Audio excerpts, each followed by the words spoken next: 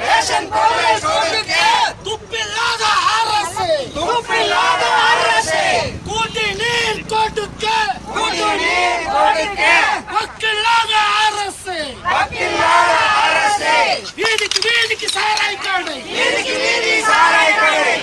விழுந்து சாகிறார். விவசாயம் இங்கு கெட்டு போச்சு. இங்கு